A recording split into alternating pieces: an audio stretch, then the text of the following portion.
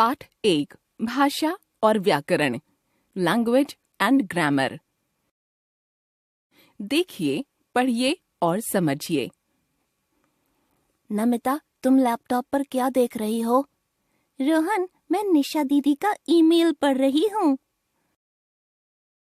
बच्चों, आपने ऊपर दिए गए चित्र में रोहन और नमिता की बातचीत पढ़ी।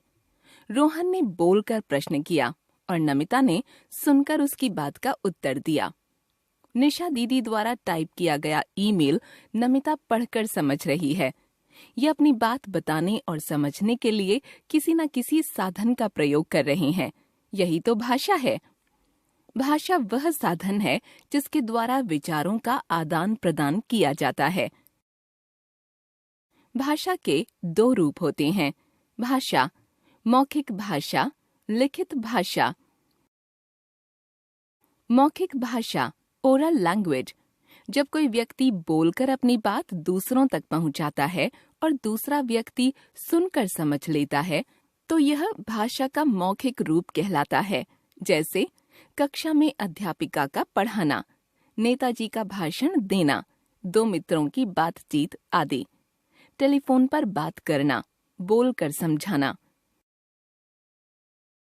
लिखित भाषा, रिटन लैंग्वेज, जब कोई व्यक्ति लिखकर अपनी बात दूसरों तक पहुंचाता है तथा दूसरा व्यक्ति पढ़कर समझ लेता है, तो यह भाषा का लिखित रूप कहलाता है। जैसे परीक्षा में बच्चों द्वारा प्रश्नों के उत्तर लिखना, किसी को पत्र द्वारा अपनी बात कहना, कहानी कविता लिखना आदि। पत्र लिखना, लिखकर समझाना। सांकेतिक भाषा, साइन लैंग्वेज, इस चित्र में न बोला जा रहा है न पढ़ा जा रहा है, बल्कि जो भाव अभिव्यक्त करना चाह रहा है वह यातायात विभाग का कर्मचारी उसे संकेतों के माध्यम से प्रस्तुत कर रहा है। भाषा के इस रूप का अध्ययन हम व्याकरण के अंतर्गत नहीं करते।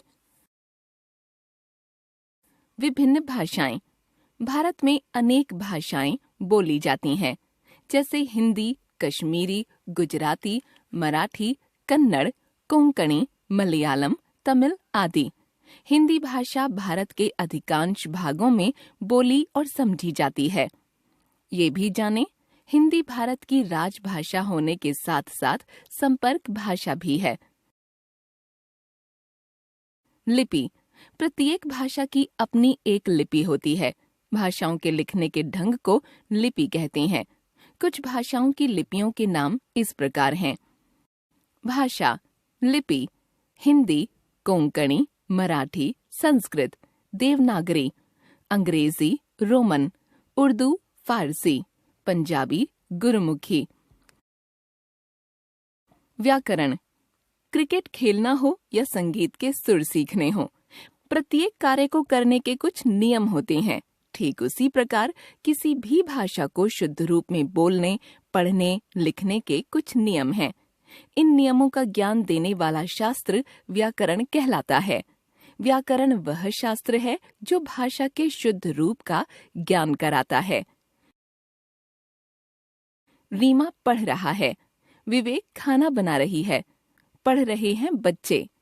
ऊपर दिए गए तीनों वाक्यों में भाव समझ में आ रहे हैं, पर वाक्य व्याकरण के अनुसार ठीक नहीं है। तीनों वाक्य अशुद्ध हैं। इनका शुद्ध रूप है, रीमा पढ़ रही है, विवेक खाना बना रहा है, बच्चे पढ़ रहे हैं। हमने जान लिया, भाषा के माध्यम से हम अपने विचारों को प्रकट करते हैं।